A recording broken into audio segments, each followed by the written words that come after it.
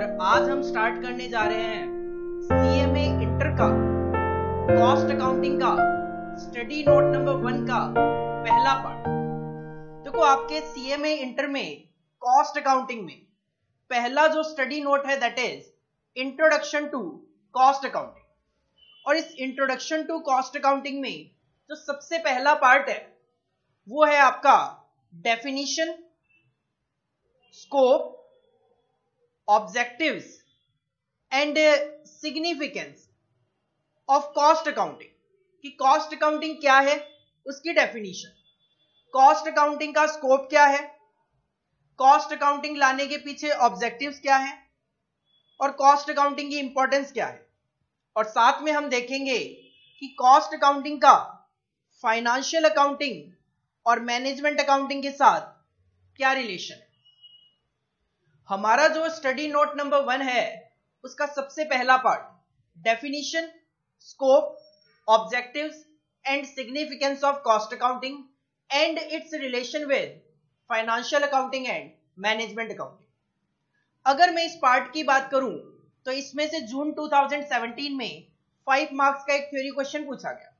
Of course ये जो part है प्योर थ्योरेटिकल है, क्योंकि आपका पूरा का पूरा स्टडी नोट नंबर 1 जो है वो पूरा का पूरा थ्योरी पार्ट ही है, उसमें कोई प्रैक्टिकल पार्ट कवर नहीं किया गया।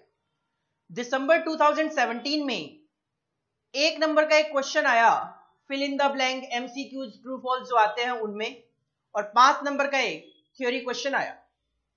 जून 18 में भी इसी तरीके से 1 नंबर का एक एमसीक्यू, ट्रू फॉल्स वगैरह में, और 5 नंबर का एक थ्योरी क्वेश्चन पूछा गया। और दिसंबर 18 में भी 5 नंबर का एक थ्योरी क्वेश्चन पूछा गया। तो आप देख सकते हो इस पार्ट में से कंसिस्टेंसी क्या चल रही है। 5 नंबर का थ्योरी क्वेश्चन हमारे एग्जाम में हर बार पूछा गया और 2 बार ऐसा हुआ कि एमसीक्यू, ट्रू फॉल्स में भी 1-1 नंबर का क्वेश्चन पूछा गया। तो आप एक्सपेक्ट कर सकते हो एग्जाम पॉइंट ऑफ व्यू से कि 5 से 6 नंबर के क्वेश्चन आपसे इस पार्ट में से पूछे जा सकते हैं। और थ्योरी या प्रैक्टिकल की बात करूं तो केवल और केवल थ्योरी क्वेश्चन इसमें से बनता है। देखो सबसे पहले इश्यू यही आता है कि हमें इस पार्ट में क्या क्या चीजें डिस्कस करनी, हमें इस पार्ट में क्या क्या टॉपिक्स हैं जो कि डिस्कस करने। तो हमें इस पार्ट में टोटलिटी में 14 टॉपिक्स हैं जो कि डिस्कस करने, जिसमें सबसे पहले हम डिस्कस करेंगे कॉस्ट क्या होता है, कॉस्ट क्या होता है। इसके बाद हम देखेंगे कॉस्ट अकाउंटिंग क्या होता है, देन हम देखेंगे कॉस्टिंग क्या होता है, और देन हम देखेंगे कॉस्ट अकाउंटेंसी क्या होता है। तो सबसे पहले तो हम 4 मीनिंग समझने की कोशिश करेंगे। कॉस्ट क्या होता है, कॉस्ट अकाउंटिंग क्या होता है, कॉस्टिंग क्या होता है और कॉस्ट अकाउंटेंसी क्या होता है। जनरल सेंस में अगर मैं बात करूं, हम इन चारों वर्ड को इंटरचेंजेबली यूज कर लेते हैं। मतलब मैं आपकी बात करूं, कुछ स्टूडेंट कहते हैं कॉस्ट की क्लास चल रही है, कुछ कहते हैं कॉस्टिंग की क्लास चल रही है, कुछ कहते हैं कॉस्ट अकाउंटिंग पढ़ रहे हैं, कुछ कहते हैं कॉस्ट अकाउंटेंसी पढ़ रहे हैं। तो हम तो इंटरचेंजेबली वर्ड यूज कर लेते हैं, लेकिन थियोरेटिकली अगर मैं बात करूं इन चारों का मीनिंग यहाँ पे अलग अलग डिफाइन किया गया, तो वो हमें डिस्कस करना है। इसके बाद हम देखेंगे कि कॉस्ट अकाउंटिंग जो डिसिप्लिन था, अलग से अकाउंटिंग में कॉस्ट अकाउंटिंग की क्यों जरूरत पड़ी, तो उसके पीछे क्या कारण थे। इसके अलावा हम देखेंगे कॉस्ट अकाउंटिंग के ऑब्जेक्टिव्स क्या हैं। देन हम देखेंगे कि अगर एक ऑर्गेनाइजेशन अपने यहाँ पे कॉस्ट अकाउंटिंग सिस्टम को इंस्टॉल करना चाह रही है, इंप्लीमेंट करना चाह रही है, तो उस सिचुएशन में उनको किन किन फैक्टर को ध्यान में रखना चाहिए। इसके अलावा हम देखेंगे कॉस्ट अकाउंटेंसी का स्कोप क्या है, कॉस्ट अकाउंटिंग का सिग्निफिकेंस क्या है, दैट इज एडवांटेजेस क्या है कॉस्ट अकाउंटिंग के। इसके अलावा हम देखेंगे अगर कॉस्ट अकाउंटिंग के एडवांटेजेस हैं तो इसकी कुछ कमियां भी है, क्या लिमिटेशंस है कॉस्ट अकाउंटिंग में, वो भी देखेंगे। इसके बाद हम कॉस्ट अकाउंटिंग को कंपेयर करेंगे फाइनेंशियल अकाउंटिंग के साथ, देन मैनेजमेंट अकाउंटिंग का मीनिंग डिस्कस करेंगे, देन कंपेयर करेंगे कॉस्ट अकाउंटिंग को मैनेजमेंट अकाउंटिंग के साथ, और लास्ट में हम कंपेयर करेंगे फाइनेंशियल अकाउंटिंग को मैनेजमेंट अकाउंटिंग के साथ। तो ये 14 टॉपिक्स हैं और इन 14 टॉपिक्स में से हम अपने एग्जाम में 5 से 6 नंबर तक के थ्योरी क्वेश्चन एक्सपेक्ट करते हुए चल सकते हैं। देखो सबसे पहला टॉपिक क्या आता है, कॉस्ट क्या है। लेकिन कॉस्ट जानने से पहले एक छोटा सा डिस्कशन जो आप पहले से ही फाउंडेशन लेवल पे पढ़ के तो आते हो, no doubt, what is accounting. और अकाउंटिंग में आपने देखा होगा कि अकाउंटिंग की 3 ब्रांचेज होती है। अकाउंटिंग जो है उसकी एक्चुअल में 3 ब्रांचेज होती है। क्या क्या?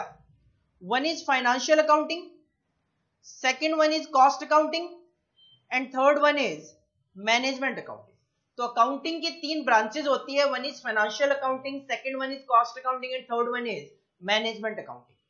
फाइनेंशियल अकाउंटिंग 11th क्लास से आप अप्लाई करते हो, प्रॉफिट एंड लॉस अकाउंट बनाते हो, बैलेंस शीट बनाते हो। आपको फाइनेंशियल अकाउंटिंग से क्या पता चलता है? आप देखोगे, आप हमेशा profit and loss account of ABC company limited for the period ending 31 March something इस तरीके से बनाया करते हो। इसका मतलब फाइनेंशियल अकाउंटिंग से आपको एबीसी लिमिटेड एक ऑर्गेनाइजेशन का प्रॉफिट या लॉस पता चलता है, जो कि नॉर्मली आप 1 साल की कैलकुलेशन किया करते हो। तो फाइनेंशियल अकाउंटिंग एक्चुअल में क्या बताता है, प्रॉफिट या loss of an organisation ABC limited का। जबकि कॉस्ट अकाउंटिंग की स्पेशलिटी क्या है, कॉस्ट अकाउंटिंग में जो प्रॉफिट और लॉस कैलकुलेट किए जाते हैं वो प्रोडक्ट वाइज अलग अलग कैलकुलेट किए जाते हैं। ना कि अगर एक कंपनी 5 प्रोडक्ट बना रही है तो ऐसा नहीं है कि पांचों का प्रॉफिट और लॉस एक साथ ही कैलकुलेट किया जाएगा।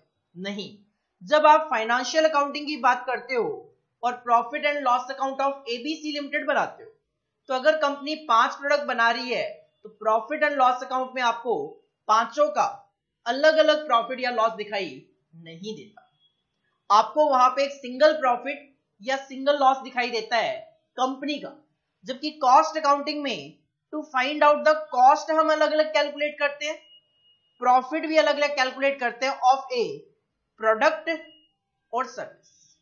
अगर मैं सीए इंटर को पढ़ाता हूं, उसके प्रॉफिट और लॉस की अलग कैलकुलेशन करना चाहता हूं, सीएमए इंटर को पढ़ाता हूं, उसके लिए प्रॉफिट और लॉस की अलग कैलकुलेशन करना चाहता हूं, सीएमए फाइनल को पढ़ाता हूं, उसके लिए प्रॉफिट और लॉस की अलग कैलकुलेशन करना चाहता हूं, मुझे जो हेल्प करेगा वो कॉस्ट अकाउंटिंग हेल्प करेगा, ना कि फाइनेंशियल अकाउंटिंग। फाइनेंशियल अकाउंटिंग मुझे टोटल प्रॉफिट और लॉस ऑफ एन ऑर्गेनाइजेशन बताएगा, जबकि कॉस्ट अकाउंटिंग प्रोडक्ट और सर्विस की अलग अलग कॉस्ट और अलग अलग प्रॉफिट एनालाइज करने में हेल्प करेगा। और मैनेजमेंट का तो काम ही क्या होता है, डिसीजंस लेना। तो management accounting is totally related to used for decision making. Management accounting is totally related to decision making, लेकिन उनको डिसीजन लेने के लिए कुछ डेटा की जरूरत होती है। और वो डेटा कहां से आएगा, ये जो 2 अकाउंटिंग की ब्रांचेज है ये मैनेजमेंट अकाउंटिंग को डेटा प्रोवाइड करेगी ताकि मैनेजमेंट सही से डिसीजन ले सके। तो used for decision making on the basis of data received from financial and cost accounting. तो आप कह सकते हो मैनेजमेंट अकाउंटिंग जो है वो डिपेंडेंट है फाइनेंशियल अकाउंटिंग और कॉस्ट अकाउंटिंग, क्योंकि बिना इनसे डेटा रिसीव किए मैनेजमेंट कोई भी प्रॉपर तरीके से डिसीजन नहीं ले सकता। तो अकाउंटिंग की जो 3 ब्रांचेज है, तीनों में फर्क क्या है और तीनों की स्पेशलिटी क्या है। फाइनेंशियल अकाउंटिंग बताएगा प्रॉफिट और loss of an organisation, cost accounting आपको बताएगा प्रॉफिट और लॉस ऑफ ए प्रोडक्ट और service, and management accounting will help in decision making on the basis of data received from financial accounting and cost accounting. अब देखो accounting की अगर बात करें तो अकाउंटिंग वर्ड जो है इसका मीनिंग आप सब कहीं ना कहीं पढ़ के आते हो। और रिकॉर्ड अकाउंटिंग का अगर मैं सिंपल सी मीनिंग की बात करूं, कहीं ना कहीं अकाउंटिंग में कुछ वर्ड्स हैं, that is recording,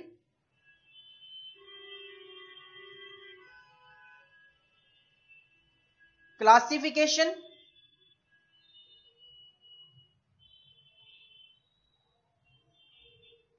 summarization. Recording, classification and summarisation. Normally अगर मैं बात करूं अकाउंटिंग का मतलब ही होता है रिकॉर्डिंग करना, और अगर इसके मीनिंग की आगे बात करें recording, classification, summarisation, interpretation, analysis, कुछ ऐसा आप अकाउंटिंग बोलते हो। हमें यहां पे डिस्कस करना है what is cost and what is cost accounting. तो पहले मैं डिस्कस कर लेता हूं कॉस्ट क्या है। देखो कॉस्ट का सिंपल सा मतलब होता है खर्चे। अगर मैं आपको यहां पे टीचिंग की सर्विसेज दे रहा हूं तो कहीं ना कहीं मैं हार्डवेयर यूज कर रहा हूं, कुछ सॉफ्टवेयर यूज कर रहा हूं, मैं एक बिल्डिंग में पढ़ा रहा हूं जिसका रेंट पे कर रहा हूं, पेन यूज कर रहा हूं, टैब यूज कर रहा हूं, लैपटॉप यूज कर रहा हूं, कहीं ना कहीं इन सबके मेरे खर्चे हैं। तो कॉस्ट का मतलब है एक्सपेंसेस इनकर्ड। कॉस्ट का मतलब क्या है? कॉस्ट का सिंपल सा मतलब होता है खर्चे। लेकिन अगर बिजनेस की बात करें तो एक्सपेंसेस इनकर्ड ऑन, आज के टाइम पे या तो एक ऑर्गेनाइजेशन मैन्युफैक्चरिंग करती है, प्रोडक्ट बनाती है, या फिर सर्विसेज प्रोवाइड करती है, लाइक जिस तरीके से हम सर्विसेज प्रोवाइड कर रहे हैं। तो expenses incurred on manufacturing the product. और अगर आप प्रोडक्ट बनाओगे तो कस्टमर तक पहुंचाने का काम भी आपका है, तो उसको डिस्ट्रीब्यूट करने के लिए जो खर्चे हैं वो भी कवर्ड होंगे। इसके अलावा अगर आप प्रोडक्ट नहीं बनाते और आप सर्विस प्रोवाइड करते हो तो उसके खर्चे। तो कॉस्ट का सिंपल सा मतलब क्या है? Expenses incurred on manufacturing the product, providing the services और distribution of product. Expenses incurred on manufacturing the product, distribution of product और providing the services, this is known as cost. तो cost है expenses incurred on manufacturing the product, distribution of product और providing the services. और accounting क्या है? Recording, classification and summarisation. तो accordingly cost accounting की definition क्या निकल के आई? रिकॉर्डिंग, पहले अकाउंटिंग का मीनिंग लिखो, recording, classification and summarization.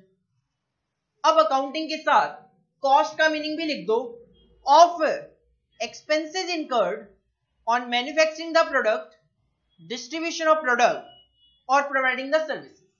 This system of accounting is known as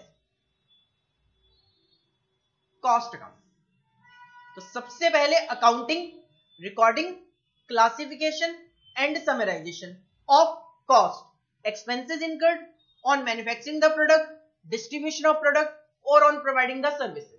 This system of accounting is known as cost accounting. I think ये दो मीनिंग आपको बिल्कुल क्लियर होंगे, one cost and another one is cost accounting. सबसे पहले थोड़ा सा copy करते हैं ताकि हमारी रजिस्टर में अगर लिखा हुआ होगा तो जब भी हम रिवीजन करेंगे तो हम इजीली उसको रिवाइज कर पाए। तो एक हेडिंग डालो सबसे पहले अपने कॉपी रजिस्टर में, study note number 1, study note number 1, introduction to cost accounting, introduction to cost accounting.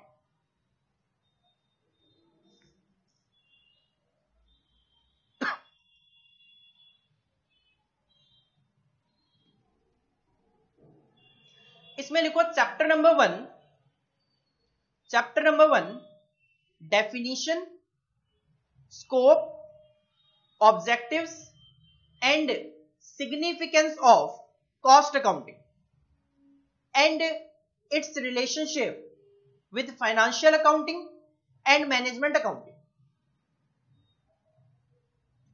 साथ में इसकी वेटेज लिख लेना, 5 to 6 मार्क्स की वेटेज एग्जाम में हो सकती है।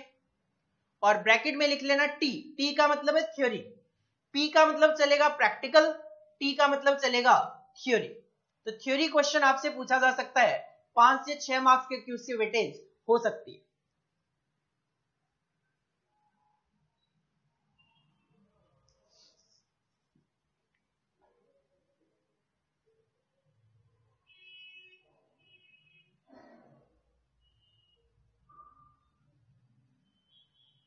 इसके बाद हेडिंग डालो टॉपिक्स, और 14 टॉपिक्स हैं जो कि हमें इस चैप्टर नंबर 1 में डिस्कस करने हैं।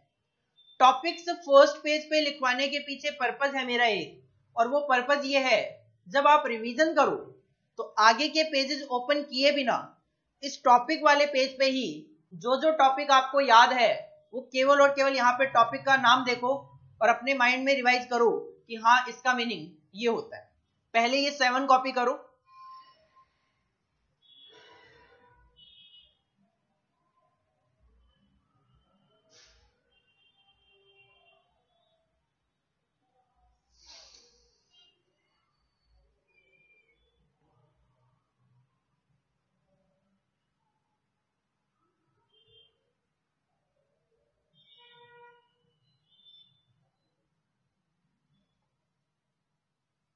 इसके बाद बैलेंस जो 7 टॉपिक्स है ये भी कॉपी करो।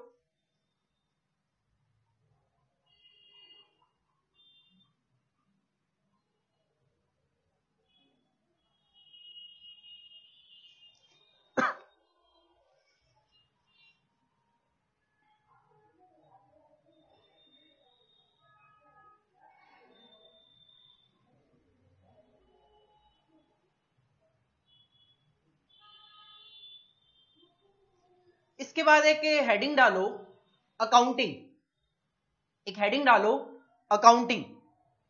अकाउंटिंग से 3 एरो निकालो, first arrow, second arrow, third arrow, 3 arrow निकालो।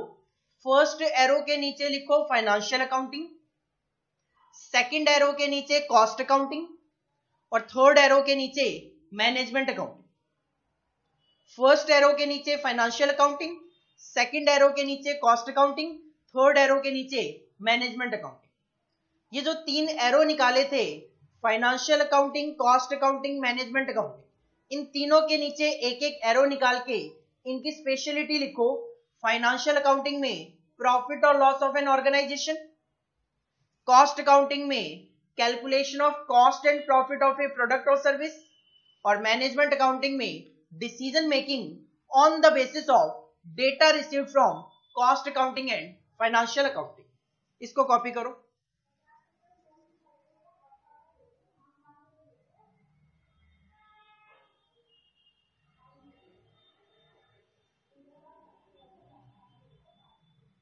हालांकि देखो ये सारी चीजें अपने नोट्स में लिखी हुई है, बट कॉपी करवाने के पीछे पर्पस ये है, एक तो जब आप कॉपी करोगे आपको थोड़ा चीजें याद हो जाएगी, और दूसरा पर्पस ये है कि थ्योरी पार्ट के लिए भी आपको नोट्स वगैरह रेफर ना करने पड़े, ये ना देखना पड़े कि कहाँ पे मुझे कौन सा टॉपिक पढ़ना है। सारा का सारा थ्योरी और प्रैक्टिकल पार्ट हमारे रजिस्टर में होगा।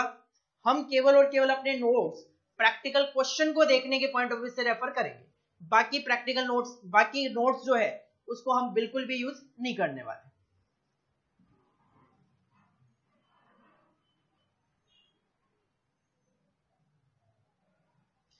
इसके बाद हेडिंग डालो मीनिंग ऑफ कॉस्ट, और जैसे ये स्लाइड आपके सामने आ रही है एज इट इज इसको कॉपी करो।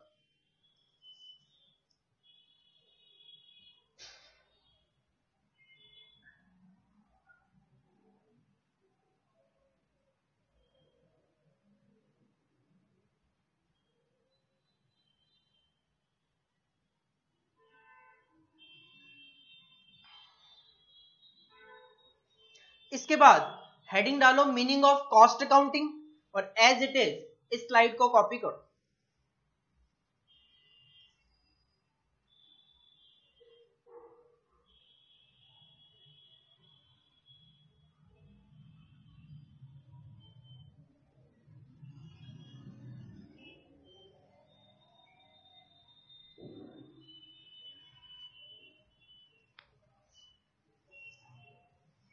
तो देखो 2 टॉपिक डिस्कस कर लिए हमने, कॉस्ट क्या होता है और कॉस्ट अकाउंटिंग क्या होता है। लेकिन हमें 2 डेफिनेशन और देखनी है अभी अभी, एक तो कॉस्टिंग क्या होता है और एक कॉस्ट अकाउंटेंसी क्या होता है। देखो मैं हूं एक टीचर और मेरे हाथ में एक पेन है एक्सपी पेन, इसको बनाने वाली एक कंपनी है एक्सपी पेन। क्या एक्सपी पेन बनाने वाली कंपनी के एक्सपेंसेस और मेरे एक्सपेंसेस सेम तरीके के होते होंगे, सेम नेचर के होते होंगे? इनके मशीनरी वगैरह के एक्सपेंसेस होते होंगे बहुत सारे, हो सकता है मेरे मशीनरी वगैरह के एक्सपेंसेस ना होते हो। इनके डिस्ट्रीब्यूशन वगैरह के एक्सपेंसेस बहुत ज्यादा होते हो, मेरे ना होते हो। ये है मैन्युफैक्चरिंग ऑर्गेनाइजेशन मैं हूं ए सर्विस प्रोवाइडर, तो हमारे एक्सपेंसेस का जो नेचर है वो सिमिलर है ही नहीं, तो हमारी कॉस्ट कैलकुलेशन का तरीका भी सिमिलर नहीं हो सकता। तो ये कौन सा तरीका यूज करें कॉस्ट कैलकुलेशन के लिए, और मैं कौन सा तरीका यूज करूं कॉस्ट कैलकुलेशन के लिए, उस तरीके को ही बोला जाता है कॉस्टिंग। तो कॉस्टिंग क्या है? कॉस्टिंग है ascertainment of procedure for calculation of cost, कि मैं अपनी कॉस्ट को कैलकुलेट करने के लिए क्या प्रोसीजर फॉलो करूं, और पेन बनाने वाली कंपनी अपनी कॉस्ट को कैलकुलेट करने के लिए कौन सी प्रोसीजर फॉलो करे, दिस इज द कॉस्टिंग। तभी आप अगर ध्यान से देखोगे, हमने जो लास्ट क्लास में अपना सिलेबस डिस्कस किया था, उसमें आप देखोगे job costing, batch costing, contract costing, process costing, service costing, बहुत सारे चैप्टर थे जिसके आगे लगा हुआ था नाम कॉस्टिंग। एक्चुअल में वो क्या है? वो अलग अलग तरीके हैं कॉस्ट की कैलकुलेशन की। तो ascertainment of procedure for calculation of cost is known as costing. तो सिंपल कॉस्टिंग क्या है? कॉस्ट कैलकुलेशन करने की प्रोसीजर का तरीका क्या होगा, दिस इज द कॉस्टिंग। और कॉस्ट अकाउंटेंसी क्या है? जब हम कॉस्टिंग के अकॉर्डिंगली तरीका फाइंड आउट कर लेते हैं और कॉस्ट अकाउंटिंग के अकॉर्डिंगली उसकी रिकॉर्डिंग, क्लासिफिकेशन, समराइजेशन कर लेते हैं, तो इन दोनों को जब मर्ज कर दिया जाता है उसको बोल दिया गया कॉस्ट अकाउंटेंसी। तो कॉस्ट अकाउंटेंसी क्या है? When principles of cost accounting and costing are applied for calculation of cost, it is known as cost accountancy. तो आप कह सकते हो कॉस्ट अकाउंटेंसी जो है उसके अंदर कॉस्ट वर्ड भी कवर है, कॉस्टिंग भी कवर्ड है और कॉस्ट अकाउंटिंग भी कवर्ड है। तो कॉस्ट अकाउंटेंसी एक वाइड टर्म है जिसमें कॉस्ट कवर्ड है, कॉस्टिंग कवर है और कॉस्ट अकाउंटिंग कवर है। कॉस्ट क्या है? खर्चे। कॉस्ट अकाउंटिंग क्या है? उन खर्चों की रिकॉर्डिंग। लेकिन उस रिकॉर्डिंग को किस तरीके से किया जाए, क्या प्रोसीजर फॉलो की जाएगी, वो बताएगा कॉस्टिंग। और जब इनको एक साथ अप्लाई किया जाएगा उसको बोल दिया गया कॉस्ट अकाउंटेंसी। तो दीज आर द 4 डेफिनेशन जो कि हमें अपने नॉलेज पॉइंट ऑफ व्यू से पता होनी चाहिए। हो सकता है एग्जामिनर पूछे, हो सकता है एग्जामिनर ना भी पूछे। और वैसे भी आप फाउंडेशन लेवल पे ये चारों की चारों वर्डिंग, आई थिंक जो 20 मार्क्स का आपका अकाउंटिंग में कॉस्ट अकाउंटिंग का पार्ट है उसके अंदर पढ़ के तो आते हो। इसके बाद देखो एक इश्यू आया कि ये जो कॉस्ट अकाउंटिंग है, जो कॉस्ट अकाउंटिंग है, अगर आप हिस्ट्री देखो 15th सेंचुरी से पहले कॉस्ट अकाउंटिंग जो होता था वो फाइनेंशियल अकाउंटिंग में ही एक छोटा सा पार्ट हुआ करता था। फाइनेंशियल अकाउंटिंग काफी ओल्ड है, फाइनेंशियल अकाउंटिंग में ही कॉस्ट अकाउंटिंग का एक छोटा सा पार्ट हुआ करता था 15-16 सेंचुरी के अराउंड। अब बाद में जाके कॉस्ट अकाउंटिंग को अलग से एक अकाउंटिंग के रूप में लाया गया। तो क्वेश्चन ये अराइज होता है कि why cost accounting emerge as a specialised discipline. जब ये फाइनेंशियल अकाउंटिंग का पार्ट था तो इस कॉस्ट अकाउंटिंग को अलग से एक स्पेशलाइज्ड सब्जेक्ट लेकर आना, स्पेशलाइज्ड डिसिप्लिन लेकर आने की क्या जरूरत थी। और इस पे हमारे एग्जाम में जून 2018 में 5 मार्क्स का क्वेश्चन भी पूछ लिया गया। तो आपको ये पता होना चाहिए कि कॉस्ट अकाउंटिंग जो है वो एज ए स्पेशल डिसिप्लिन क्यों लाया गया। देखो जो फाइनेंशियल अकाउंटिंग है, अभी अभी थोड़ी देर पहले मैंने आपको कहा फाइनेंशियल अकाउंटिंग जो है वो आपको ऑर्गेनाइजेशन का प्रॉफिट और लॉस तो बता देगा, लेकिन प्रोडक्ट वाइज प्रॉफिट और लॉस नहीं बताएगा। तो पहला तो कारण यही था कि फाइनेंशियल अकाउंटिंग में कुछ कमियां थी, उस कमियों को दूर करने के लिए कॉस्ट अकाउंटिंग को अलग से एज ए स्पेशल डिसिप्लिन लाना जरूरी हो गया। कैसे? देखो मैं कहता हूं एक कंपनी है एबीसी लिमिटेड, मैंने फाइनेंशियल अकाउंटिंग फॉलो की और फाइनेंशियल अकाउंटिंग से प्रॉफिट एंड लॉस अकाउंट बनाया, जहां से मुझे इस कंपनी का 100 करोड़ रुपए का प्रॉफिट दिखाई दे रहा था। तो इसका मतलब कंपनी अच्छे तरीके से काम कर रही है और कंपनी 100 करोड़ रुपए का प्रॉफिट भी जनरेट कर रही है। बट जब मैंने इसको अलग से एनालाइज किया कॉस्ट अकाउंटिंग के अकॉर्डिंगली, तो पता चला कि कंपनी 3 तरीके के प्रोडक्ट बनाती है, प्रोडक्ट ए, प्रोडक्ट बी और प्रोडक्ट सी। और प्रोडक्ट ए, बी और सी की कहानी यह है कि प्रोडक्ट ए से कंपनी 80 करोड़ रुपए का प्रॉफिट कमाती है, 80 करोड़ का प्रॉफिट कमाती है। प्रोडक्ट बी से कंपनी 20 करोड़ के लॉस में है और प्रोडक्ट सी से कंपनी 40 करोड़ रुपए का प्रॉफिट कमाती है। अगर मैं फाइनेंशियल अकाउंटिंग की ही बात करूं तो फाइनेंशियल अकाउंटिंग में मुझे सब कुछ अच्छा लग रहा था, कंपनी 100 करोड़ रुपए का प्रॉफिट कमा रही है। लेकिन जब मैंने इसको डिटेल में प्रोडक्ट वाइज रखा है एज पर कॉस्ट अकाउंटिंग, तो आपको एक आइडिया लगा कि हाँ, प्रोडक्ट बी जो है वो तो कंपनी को 20 करोड़ का लॉस दे रहा है। अगर कंपनी इस प्रोडक्ट को नहीं बनाती तो उस सिचुएशन में कंपनी के प्रॉफिट 100 नहीं 120 करोड़ के होते। तो कहीं ना कहीं फाइनेंशियल अकाउंटिंग की कुछ लिमिटेशन थी, जिसकी वजह से कॉस्ट अकाउंटिंग को लाना पड़ा। तो पहला कारण कि कॉस्ट अकाउंटिंग को लाने के पीछे क्या कारण थे, पहला फाइनेंशियल अकाउंटिंग की कुछ लिमिटेशन। दूसरा, जो इंडस्ट्री है वो कॉस्ट कॉन्शियस हो गई। इंडस्ट्री ये जानना चाहती थी कि प्रोडक्ट ए की क्या कॉस्ट है, बी की क्या कॉस्ट है, सी की क्या कॉस्ट है, अलग अलग हर प्रोडक्ट की क्या कॉस्ट आती है, जिसकी वजह से कॉस्ट अकाउंटिंग को लेकर आना पड़ा।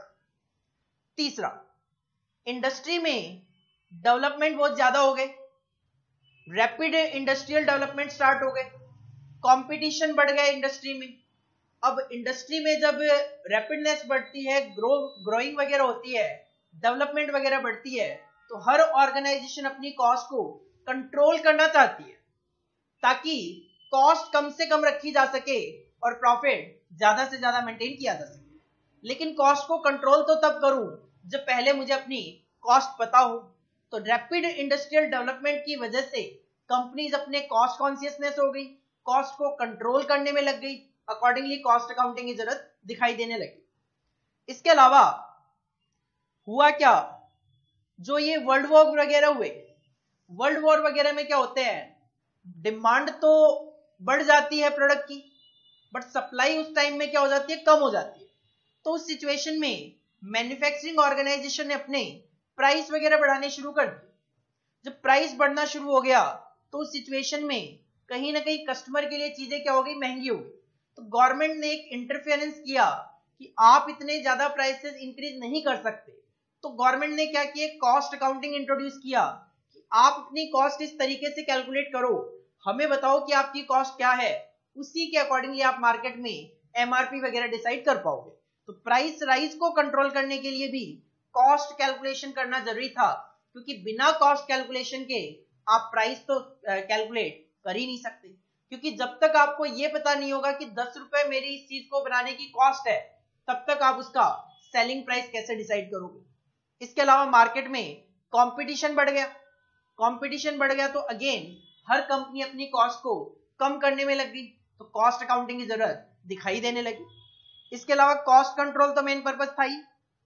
इसके अलावा गवर्नमेंट का इंटरफेरेंस हुआ, गवर्नमेंट ने एक्ट बना दिए, एसेंशियल कमोडिटीज एक्ट, जिसमें उन्होंने कहा प्रोडक्ट पे एमआरपी लिखो। एमआरपी तो तब लिखूं जब पहले अपनी कॉस्ट बताओ। Industrial development and regulation act, जिसमें कॉस्ट ऑडिट वगैरह को मैंडेटरी कर दिया गया कि आपको अपने कॉस्ट अकाउंटिंग रिकॉर्ड मेंटेन करने पड़ेंगे। कॉस्ट अकाउंटिंग स्टैंडर्ड इंट्रोड्यूस कर दिए, लेटेस्ट में अगर बात करें तो cost accounting recording rules introduce कर दिए, लेटेस्ट में अगर बात करें तो कहीं ना कहीं गवर्नमेंट ने एसेंशियल कमोडिटीज एक्ट वगैरह बना दिए, जिसकी वजह से कॉस्ट अकाउंटिंग जरूरी लगने लग गया। कहीं ना कहीं कॉस्ट अकाउंटिंग के आने के पीछे कारण क्या थे, फाइनेंशियल अकाउंटिंग की कमियां। लोग कॉस्ट कॉन्शियसनेस हो गए, इंडस्ट्रियल डेवलपमेंट बढ़ गया, प्राइस राइज को कंट्रोल करने के लिए कंपटीशन बढ़ गया मार्केट में, कॉस्ट को कंट्रोल करने के लिए, और गवर्नमेंट ने जो एक्ट बनाए उनके साथ कंप्लाई विद करने के लिए हमें अपनी कॉस्ट कैलकुलेट करना जरूरी हो गया। अकॉर्डिंगली एक अलग डिसिप्लिन की जरूरत पड़ने लग गई कि फाइनेंशियल अकाउंटिंग में ये जो छोटा सा पार्ट है इससे बात नहीं बनेगी, कॉस्ट अकाउंटिंग को अलग से एज ए डिसिप्लिन इंट्रोड्यूस किया जाना चाहिए। अकॉर्डिंगली इसको as a new discipline, as a separate discipline introduce किया गया। 7 रीजंस है। आपके एग्जाम में क्वेश्चन अगर आएगा दोबारा से रिपीट होगा, 5 नंबर की उसकी वेटेज होगी, तो 7 ये जो पॉइंट है, ये 7 के 7 पॉइंट अगर हम लिख के आएंगे तो हमें 5 में से 5 पूरे नंबर मिलेंगे। कॉपी करते हैं थोड़ा सा और, हेडिंग डालो मीनिंग ऑफ कॉस्टिंग, और ये सिंपल सा जो मीनिंग है इसको आप कॉपी कर लो।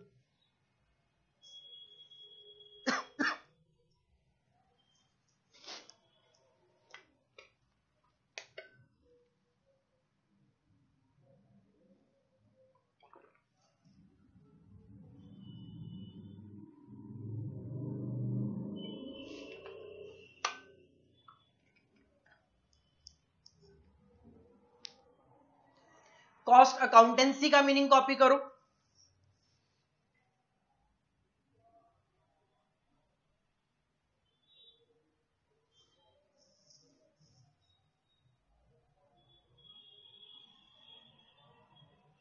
इसके बाद हेडिंग डालो why cost accounting emerged as a specialised discipline. Bracket में लिख भी लो जून 2018 में वेटेज 5 मार्क्स, और ये 7 पॉइंट जो है इनको आप कॉपी करो। हमारे स्टडी मटेरियल में पहले ही पेज पे ये पार्ट लिखा हुआ है।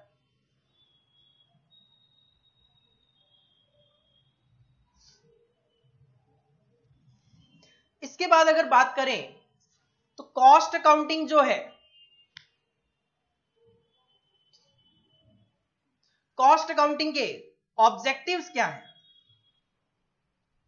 कॉस्ट अकाउंटिंग के ऑब्जेक्टिव्स क्या हैं? What are the objectives of cost accounting? तो वो सिंपल सी बात करूं, कॉस्ट अकाउंटिंग के सबसे 3 बेसिक जो ऑब्जेक्टिव है वो है कॉस्ट कैलकुलेट करना, प्रॉफिट कैलकुलेट करना, और सेलिंग प्राइस डिसाइड करना।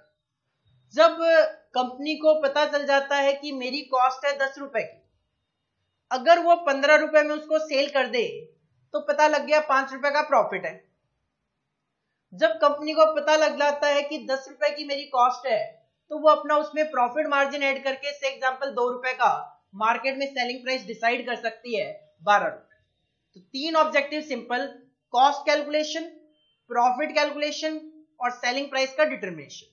पहला एसरटेनमेंट ऑफ कॉस्ट, एक तो आप इससे कॉस्ट कैलकुलेट कर सकते हो, दूसरा सेलिंग प्राइस डिटरमाइन कर सकते हो, फोर्थ प्रॉफिट कैलकुलेट कर सकते हो। और जब आपको अपनी कॉस्ट पता होगी तो आप अपनी कॉस्ट को इंडस्ट्री की कॉस्ट के साथ या अपने ही पास्ट पीरियड के साथ कंपेयर कर सकते हो, और अगर आपकी कॉस्ट ज्यादा आ रही है तो आप उसको रिड्यूस करने की कोशिश कर सकते हो, और अगर आपकी कॉस्ट ज्यादा नहीं, लिमिटेड है, कंट्रोल में है, तो आप उसको फ्यूचर के लिए भी कंट्रोल करके चल सकते हो।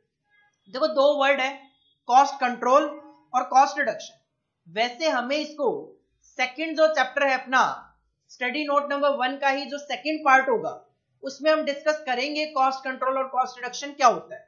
बट फिर भी अगर मैं बात करूं तो कॉस्ट कंट्रोल का मतलब होता है कॉस्ट को मेंटेन करना, कॉस्ट कंट्रोल का मतलब होता है कॉस्ट को मेंटेन करना, जबकि रिडक्शन का मतलब होता है कॉस्ट को कम करना। मेंटेन करने से क्या मतलब होता है, देखो जैसे परचेज मैनेजर को बोला गया कि आपको मटेरियल 5 रुपए पर केजी के अकॉर्डिंगली परचेज करना है, परचेज मैनेजर का एक टारगेट सेट किया गया कि आपको पर्टिकुलर टाइप ऑफ मटेरियल 5 रुपए पर केजी में परचेज करना है, तो ये क्या है, टारगेट सेट हो गया। अब परचेज मैनेजर कोशिश करेगा मटेरियल की कॉस्ट को 5 रुपए पर केजी तक मेंटेन करने की, this is the cost control. लेकिन जब बात ये आती है कि बाकी इंडस्ट्री तो 4.5 रुपए का मटेरियल यूज करती है और हम 5 रुपए का मटेरियल यूज कर रहे हैं, तो हमें अपनी कॉस्ट को कम करना है, मटेरियल को रिप्लेस करके कम करना है या अदरवाइज अपनी टेक्नोलॉजी वगैरह में चेंज करके कम करना है, जैसे भी करना है, हमें अपनी कॉस्ट 5 रुपए को 4.5 रुपए पे लेके आना है। This is the cost reduction. तो कॉस्ट कंट्रोल का मतलब होता है मेंटेन करना। मेंटेन कहां पे करना? एक स्टैंडर्ड जो लेवल होता है वहां पे मेंटेन करना, जबकि रिडक्शन का मतलब होता है उसको कम करना।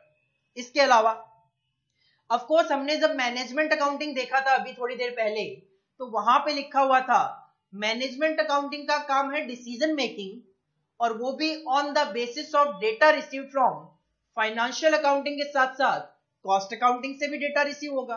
तो कॉस्ट अकाउंटिंग हेल्प करेगा, असिस्ट करेगा in managerial decision making.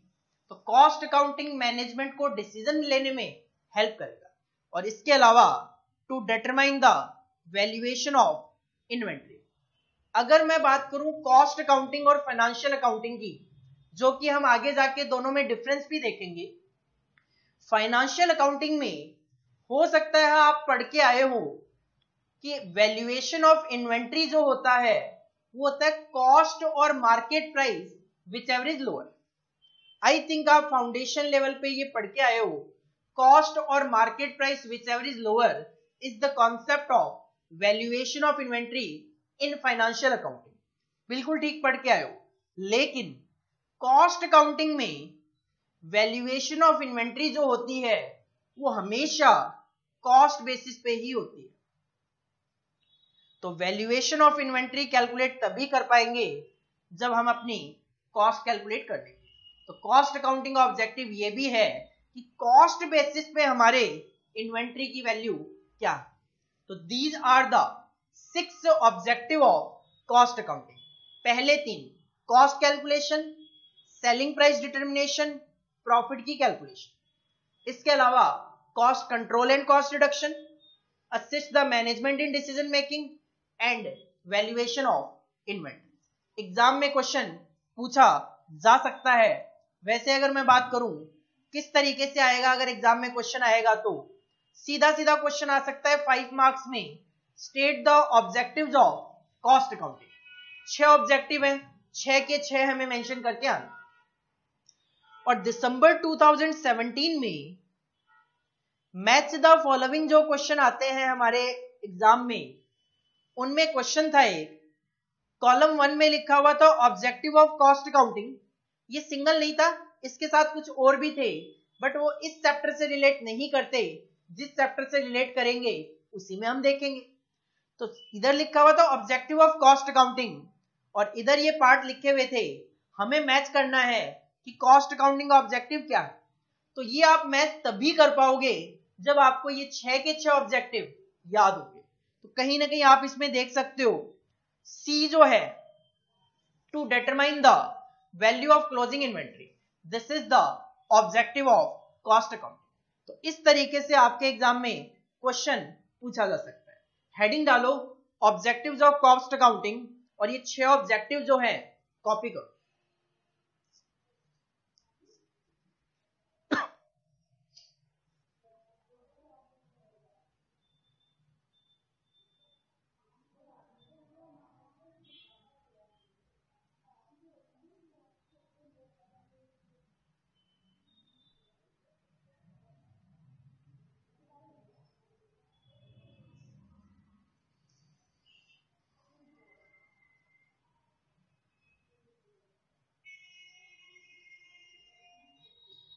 Question भी कॉपी कर लो।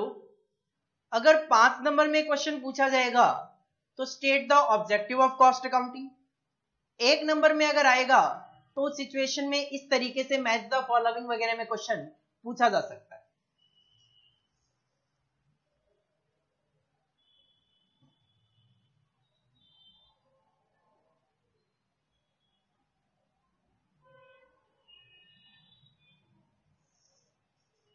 टॉपिक है हमारा, अगर एक ऑर्गेनाइजेशन कॉस्ट अकाउंटिंग सिस्टम को अपनी ऑर्गेनाइजेशन में पहली बार अप्लाई करना चाहती है, उनको किन किन फैक्टर्स को ध्यान में रखना चाहिए। These are known as essential factors for installing cost accounting system. कि सर कौन कौन से फैक्टर ध्यान में रखने चाहिए एक ऑर्गेनाइजेशन में कॉस्ट अकाउंटिंग सिस्टम को इंस्टॉल करते वक्त। सबसे पहली बार आप अपनी ऑर्गेनाइजेशन में कॉस्ट अकाउंटिंग सिस्टम अप्लाई कर रहे हो तो कौन कौन से पॉइंट्स ध्यान में रखो। कहते हैं सबसे पहले तो आप ये जो कॉस्ट अकाउंटिंग सिस्टम इंस्टॉल कर रहे हो, क्यों कर रहे हो, वो ऑब्जेक्टिव माइंड में लेकर आओ।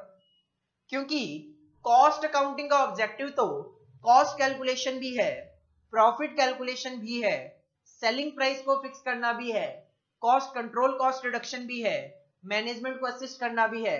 आपका क्या ऑब्जेक्टिव है? The objective of the costing system, कि कॉस्टिंग जो सिस्टम आप इंस्टॉल करने जा रहे हो, क्या ऑब्जेक्टिव है इसके पीछे।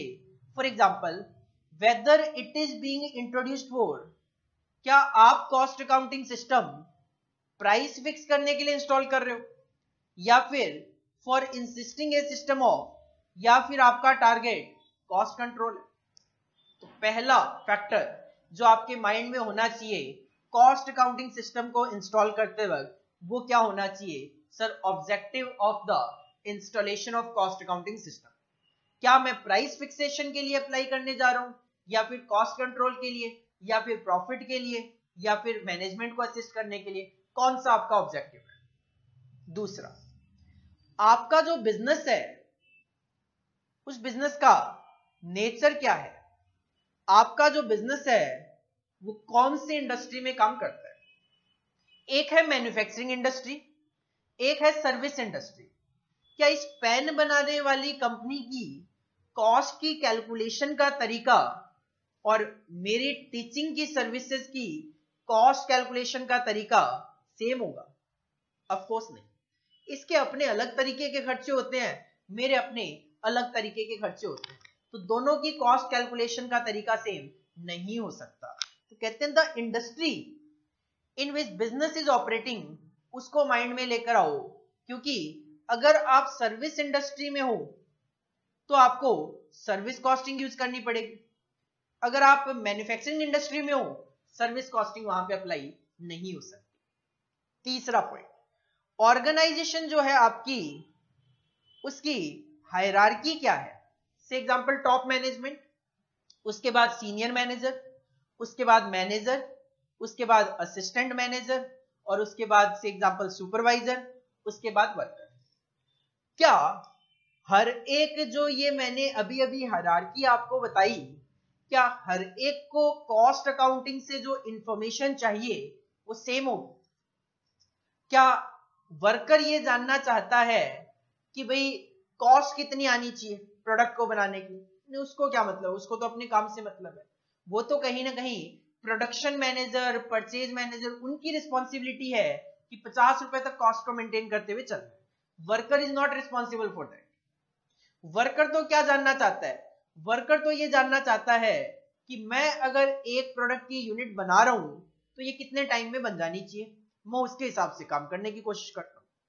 तभी तो वर्कर को स्टैंडर्ड टाइम बताए जाते हैं कि एक यूनिट को बनाने के लिए 3 घंटे लगने चाहिए।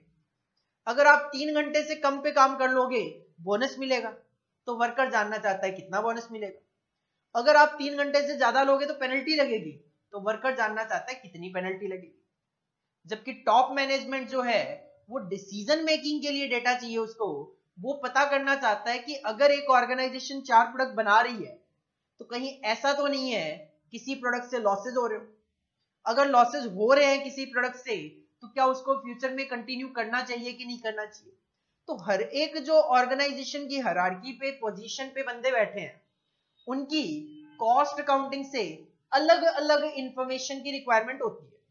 तो जो आप कॉस्ट अकाउंटिंग इंस्टॉल करने जा रहे हो, ध्यान रखना कि हर एक हायरार्की पे जो पोजीशन पे बंदा बैठा है, उनको जिस इंफॉर्मेशन की जरूरत हो वो information cost accounting system provide करवा सके। तो ऑर्गेनाइजेशन हायरार्की में यही लिखा हुआ है, कॉस्टिंग जो सिस्टम, जो भी आप कॉस्ट अकाउंटिंग सिस्टम इंस्टॉल करने जा रहे हो, should fulfil the information requirement of different levels of management. Top management की इंफॉर्मेशन भी प्रोवाइड करवाए, वर्कर को जो इंफॉर्मेशन चाहिए उसको वो भी मिले। फॉर एग्जाम्पल टॉप मैनेजमेंट जो है उसका काम है decision making, is concern with corporate strategies banana, while operational level का मतलब होता है जो बंदे मैनेजर्स हैं, जो काम करवा रहे हैं एक तरीके से, सुपरवाइजर लेवल के जो बंदे हैं, needs the information on standard quantity to be consume, कि एक यूनिट को बनाने के लिए 2 kg रॉ मटेरियल लगना चाहिए, 5 kg रॉ मटेरियल लगना चाहिए, कितना लगना चाहिए वो जानना चाहता है ऑपरेशनल लेवल का बंदा। तो हर एक बंदे की, हर एक पोजीशन, हर एक मैनेजर की कहीं ना कहीं अलग अलग इंफॉर्मेशन की रिक्वायरमेंट है। तो कॉस्ट अकाउंटिंग सिस्टम ऐसा होना चाहिए जो हर एक हायरार्की के बंदे की इंफॉर्मेशन रिक्वायरमेंट को सेटिस्फाई कर सके। Sir 3 point cost accounting system install करते वक्त किन किन पॉइंट्स का ध्यान रखना चाहिए।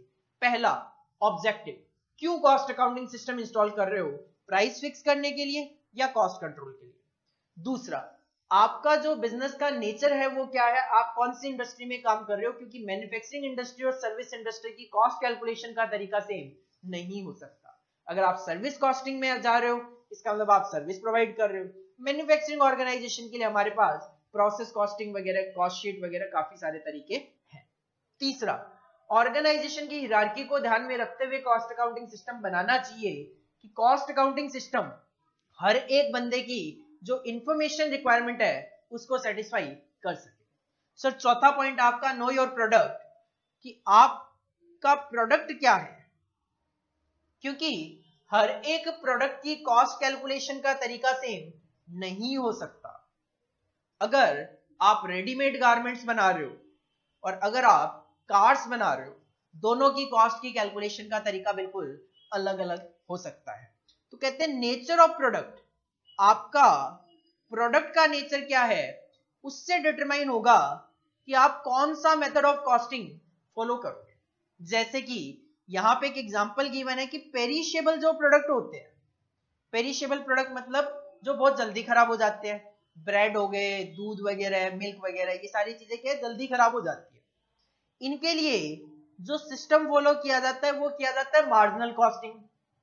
किस लिए, देखो सिंपल सी बात है, अगर एक प्रोडक्ट है उसकी मान लो एक कंपनी ने 10,000 यूनिट बनाई, एक प्रोडक्ट की एक कंपनी ने 10,000 यूनिट बनाई, उसकी 4 दिन की लाइफ है, उस प्रोडक्ट की 4 दिन की लाइफ है, कंपनी ने 10,000 यूनिट एक पर्टिकुलर डे बनाई, पहले दिन 2,000 यूनिट बिक गई, दूसरे दिन भी 2,000 यूनिट बिक गई, तीसरे दिन भी 2,000 यूनिट बिक गई। 10,000 में से 2,000 करके 3 दिन में 6,000 यूनिट आपकी बिक गई। अब फोर्थ डे जो कि लास्ट डे है, एक्सपायरी डेट है, उस दिन 4,000 यूनिट मेरे पास पड़ी हुई है। तो एस्टिमेशन तो यही कहता है कि मैक्सिमम टू मैक्सिमम 2,000 यूनिट और बिक जाएगी, लेकिन 2,000 यूनिट खराब हो जाएगी। तो इस सिचुएशन में ऑर्गेनाइजेशन जानना चाहती है कि कम से कम किस प्राइस पे मैं इसको बेच दूं, लॉसेस भी ना हो, सारा माल भी निकल जाए। तो उसके लिए मार्जिनल कॉस्टिंग है जो कि हमें बताता है किस तरीके से मिनिमम प्राइस कैलकुलेट किया जाता है ताकि हम उस प्राइस पे अपने माल को 4,000 यूनिट जो बची हुई है 4 डे बेचने की कोशिश करें, ताकि हमें भी नुकसान ना हो, कस्टमर को भी माल सस्ता मिल जाए। तो कहते हैं nature of product determine the type of costing to be implemented.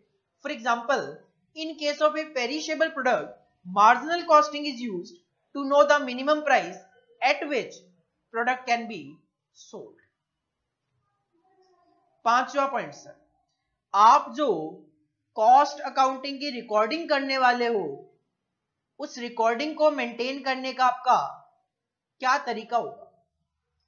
आपने लास्ट क्लास में चैप्टर्स के जो नाम लिखे थे, chapter number 7, 7A, 7B, chapter number 7 का नाम लिखा नॉन इंटीग्रेटेड अकाउंट्स और चैप्टर नंबर 7A का नाम लिखा इंटीग्रेटेड अकाउंट्स। एक्चुअल में कॉस्ट अकाउंटिंग में these are the 2 methods of recording. आप जो ट्रांजैक्शन करते हो उसको नॉन इंटीग्रेटेड अकाउंटिंग सिस्टम के अकॉर्डिंगली रिकॉर्ड कर सकते हो, या फिर आप अपने ट्रांजैक्शन को इंटीग्रेटेड अकाउंटिंग सिस्टम के अकॉर्डिंगली मेंटेन कर सकते हो। इंटीग्रेटेड अकाउंटिंग सिस्टम वो सिस्टम होता है जिसमें एक ट्रांजैक्शन की एक ही एंट्री होती है, तो उसमें प्रॉफिट भी एक ही कैलकुलेट होके आता है। लेकिन नॉन इंटीग्रेटेड का तो मतलब ही होता है जो साथ साथ नहीं होते। तो नॉन इंटीग्रेटेड में अगर आप एक ट्रांजैक्शन करते हो तो उसकी एंट्री फाइनेंशियल अकाउंटिंग में अलग होगी और कॉस्ट अकाउंटिंग में अलग होगी। और कुछ ट्रांजैक्शन ऐसे भी होते हैं जो केवल और केवल फाइनेंशियल अकाउंटिंग में रिकॉर्ड हो जाते हैं और कॉस्ट अकाउंटिंग में रिकॉर्ड नहीं हो पाते। हम कॉस्ट शीट के चैप्टर में इसको डिस्कस भी करेंगे और बाद में आगे जाके नॉन इंटीग्रेटेड और इंटीग्रेटेड में भी डिस्कस करेंगे। अब जब मैंने कहा कुछ ट्रांजैक्शन ऐसे होते हैं जो फाइनेंशियल अकाउंटिंग में रिकॉर्ड हो जाएंगे, कॉस्ट अकाउंटिंग में रिकॉर्ड नहीं होंगे, इसका मतलब फाइनेंशियल अकाउंटिंग का प्रॉफिट अलग आएगा और कॉस्ट अकाउंटिंग का प्रॉफिट अलग आएगा। तो इस सिचुएशन में तो हमें रिकॉन्सिलिएशन भी बनाना पड़ता है। तो you have to decide the manner in which cost and financial accounts are maintain. किस मैनर में आप इसको मेंटेन करोगे, whether these are maintained in, क्या आप इन दोनों को इंटीग्रेटेड फॉर्म में मेंटेन करोगे ताकि आपको रिकॉन्सिलिएशन ना बनाना पड़े, या फिर these are maintained in non integrated form, या फिर आप इनको नॉन इंटीग्रेटेड फॉर्म में मेंटेन करोगे। और जब नॉन इंटीग्रेटेड फॉर्म में मेंटेन करोगे तो and organisation will prepare reconciliation. तो इस सिचुएशन में ऑर्गेनाइजेशन को रिकॉन्सिलिएशन बनाना पड़ेगा। तो डिसाइड करो आपका method of maintenance of cost record क्या होगा। और जो लास्ट पॉइंट है दैट इज, आप देखो आपकी ऑर्गेनाइजेशन पे कौन कौन से स्टैट्यूटरी कंप्लायंस अप्लाई होते हैं और क्या आपको ऑडिट वगैरह भी करवाना है। जैसे फाइनेंशियल अकाउंट्स का ऑडिट होता है वैसे कॉस्ट अकाउंटिंग का भी ऑडिट होता है, कॉस्ट ऑडिट। जैसे अकाउंट्स में अकाउंटिंग स्टैंडर्ड होते हैं वैसे कॉस्ट में कॉस्ट अकाउंटिंग स्टैंडर्ड होते हैं। तो क्या आप पे कोई कॉस्ट अकाउंटिंग स्टैंडर्ड अप्लाई होता है, क्या आपको कॉस्ट ऑडिट करवाना है, उसके अकॉर्डिंगली आप अपना कॉस्ट अकाउंटिंग सिस्टम इंस्टॉल करते हुए चलो। स्टैट्यूटरी का मतलब होता है मैंडेटरी, कंप्लायंस का मतलब होता है प्रोविजंस। तो जो प्रोविजन गवर्नमेंट की तरफ से मैंडेटरी है और क्या आपको उनका ऑडिट भी करवाना है। तो record are to be maintain, तो जो आप रिकॉर्ड मेंटेन करो वो ऐसे करो टू कंप्लाई विद, ताकि वो जो प्रोविजंस है गवर्नमेंट के बताए हुए एक्ट के अकॉर्डिंगली उसके अकॉर्डिंगली करो। And applicable cost accounting standard to be follow. और अगर आप पे कोई कॉस्ट अकाउंटिंग स्टैंडर्ड अप्लाई होता है तो भी आपको उसको फॉलो करना पड़ेगा। तो कॉस्ट अकाउंटिंग सिस्टम ऐसा होना चाहिए जो स्टैट्यूटरी कंप्लायंस और कॉस्ट अकाउंटिंग सिस्टम को भी कॉस्ट अकाउंटिंग स्टैंडर्ड्स को भी फॉलो कर सके। तो सर 6 पॉइंट है अपने पास। अगर एग्जाम में क्वेश्चन आया अपने को 5 पॉइंट मेंशन करने हैं 5 नंबर के लिए। सर क्या क्या 6 पॉइंट है, कब जब हम कॉस्ट अकाउंटिंग सिस्टम अपनी ऑर्गेनाइजेशन में पहली बार इंस्टॉल कर रहे हैं तो हमें कौन कौन से फैक्टर्स ध्यान में रखने चाहिए। सर पहला ऑब्जेक्टिव ध्यान में रखना है कि हम जो कॉस्ट अकाउंटिंग सिस्टम इंस्टॉल कर रहे हैं उसके पीछे ऑब्जेक्टिव क्या है। दूसरा नेचर ऑफ द बिजनेस और इंडस्ट्री, कि हर एक इंडस्ट्री और बिजनेस का कॉस्ट कैलकुलेशन का तरीका सेम नहीं हो सकता। तो आप किस बिजनेस में हो, किस इंडस्ट्री में हो, उसी के अकॉर्डिंगली आपको अपनी कॉस्ट कैलकुलेट करनी पड़ेगी। तीसरा, आप अपने प्रोडक्ट को जानो, नो द प्रोडक्ट, क्योंकि प्रोडक्ट जो बनाओगे उसके अकॉर्डिंगली आपको अपना मेथड ऑफ कॉस्टिंग फॉलो करते हुए चलना। चौथा sir maintenance, method of maintenance of cost record. Non integrated के लिए जाओगे, इंटीग्रेटेड के लिए जाओगे, कौन से मेथड के लिए जाओगे, statutory compliances and audit. And sixth one is organisation hierarchy. These are the 6 point, जिसमें से अगर आप 5 नंबर के लिए 5 पॉइंट भी मेंशन कर दोगे, 5 में से 5 नंबर आपको एग्जामिनर दे सकता है।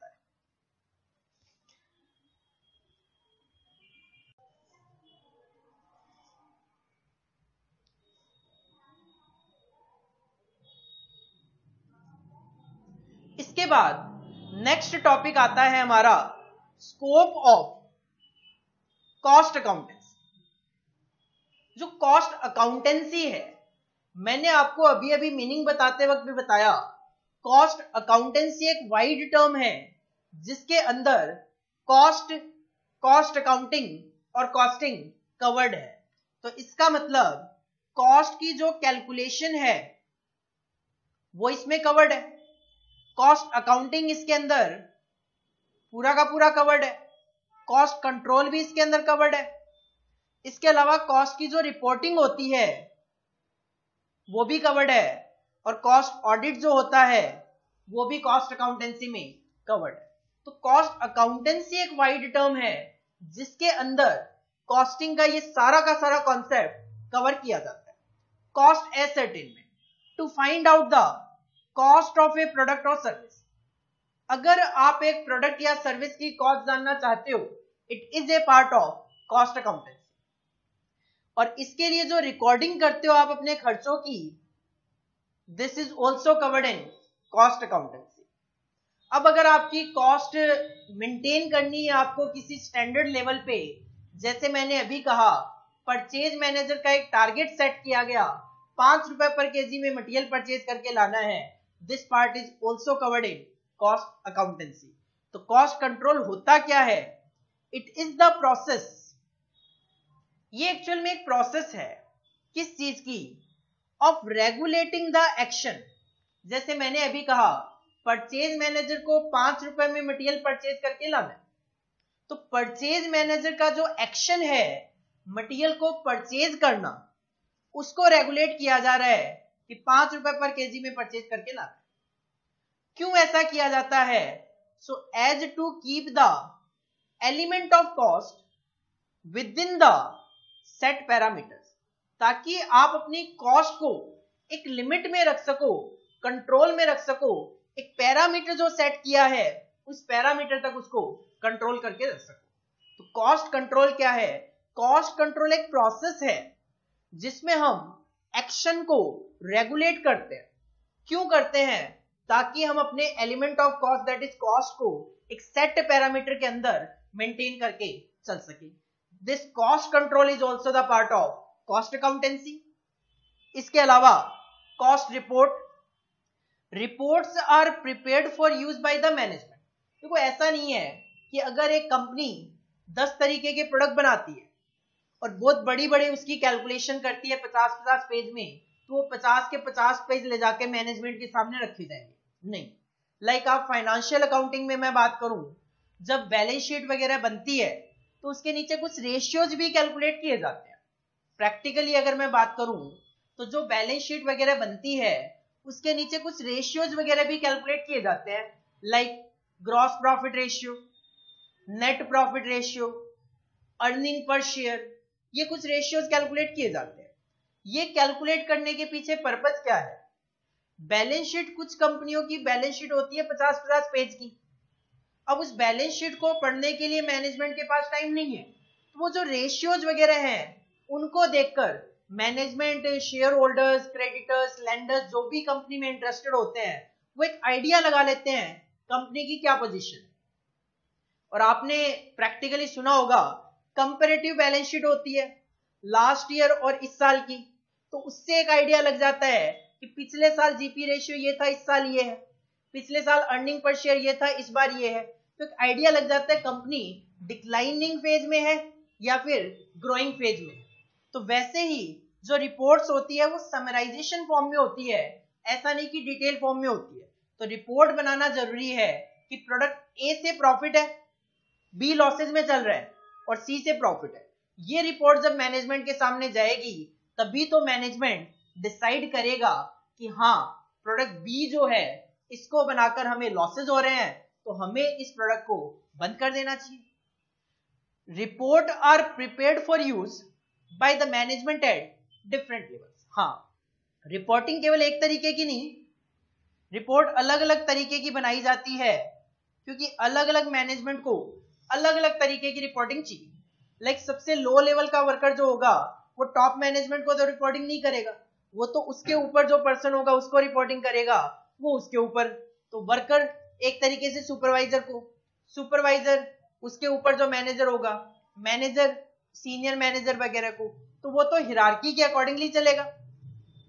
कॉस्ट रिपोर्ट हेल्प इन इससे मैनेजमेंट को हेल्प मिलेगी ताकि वो फ्यूचर के लिए प्लानिंग कर सके, अपनी एक्टिविटीज या कॉस्ट को कंट्रोल कर सके, किस डिपार्टमेंट की क्या परफॉर्मेंस है उसको अप्रेज कर सके, जिसकी परफॉर्मेंस अच्छी bonus, end of course for the purpose of decision making. और लास्ट अगर बात करें कॉस्ट ऑडिट, अगर ऑडिटर आएगा आपके अकाउंट चेक करने के लिए तो सिंपल सी बात है, जब कॉस्ट अकाउंटेंसी मेंटेन करी हुई होगी तभी तो वो कॉस्ट ऑडिट कर पाएगा। तो कॉस्ट ऑडिट, ऑडिट का मतलब ही क्या होता है? ऑडिट का मतलब ही होता है वेरिफिकेशन। किस चीज का वेरिफिकेशन? आपने जो अकाउंटिंग की है वो सही है कि नहीं है। Verification of correctness of cost account. आप ये जो कॉस्ट अकाउंट मेंटेन कर रहे हो ये सही से मेंटेन कर रहे हो या नहीं कर रहे, इसका वेरिफिकेशन करना is the cost audit. Its purpose is not only to ensure arithmetic accuracy, केवल और केवल ये चेक करना नहीं कि 10 रुपए लिखा है वो ठीक लिखा है कि नहीं लिखा of cost record, but also to see the principle and rules have been applied correctly. आज के टाइम पे बात करें, कॉस्ट अकाउंटिंग स्टैंडर्ड्स इंस्टीट्यूट ने इश्यू कर दिए। अगर आप पे कोई कॉस्ट अकाउंटिंग स्टैंडर्ड अप्लाई होता है, क्या आपने उसको प्रॉपरली फॉलो किया कि नहीं किया, ये चेक करना भी हमारा काम है। जो कॉस्ट ऑडिट रिकॉर्ड रूल्स होते हैं, क्या आपने उनको फॉलो किया कि नहीं किया, इसको चेक करना भी कॉस्ट ऑडिट में कवर है। तो कॉस्ट ऑडिट में केवल और केवल कैलकुलेशन चेक नहीं करी जाती, कंप्लाइंस भी चेक की जाती है कि हमारी ऑर्गेनाइजेशन पे जो रूल्स एंड रेगुलेशंस अप्लाई होते हैं वो हम फॉलो कर रहे हैं या नहीं कर रहे। This is also the part of cost accounting. तो कॉस्ट अकाउंटिंग में क्या क्या कवर्ड है, what is the scope of cost accounting? से कॉस्ट की कैलकुलेशन करना, कॉस्ट अकाउंटिंग करना, कॉस्ट को कंट्रोल करना, कॉस्ट की रिपोर्टिंग करना और कॉस्ट ऑडिट करना। These 5 points are covered in cost accountancy. एक हेडिंग डालो स्कोप ऑफ कॉस्ट अकाउंटेंसी और इसको कॉपी कर लो।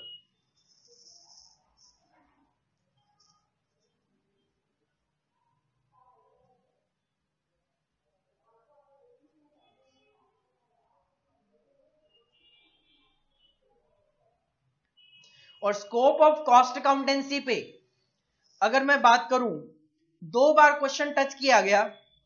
जून 2018 में एक फिल इन द ब्लैंक्स आया, क्वेश्चन था blank is the process of regulating the action so as to keep the element of cost within the set parameter. और हमें अभी अभी पढ़ के आए हैं cost control is the process of regulating the action so as to keep the element of cost within the set parameter। तो 1 number में अगर क्वेश्चन आया तो इस तरीके से आ सकता है। और दिसंबर 2018 में एग्जामिनर ने 5 नंबर का एक क्वेश्चन पूछ लिया स्कोप ऑफ कॉस्ट अकाउंटेंसी। तो हमें इसमें 5 के 5 पॉइंट मेंशन करके आने हैं ताकि हमें 5 में से 5 नंबर वहां पे मिल जाए। तो ये 2 क्वेश्चन भी आप कॉपी कर लो ताकि आपको आइडिया रहेगा कि हाँ स्कोप ऑफ कॉस्ट अकाउंटेंसी पे इस तरीके से क्वेश्चन बनते हैं।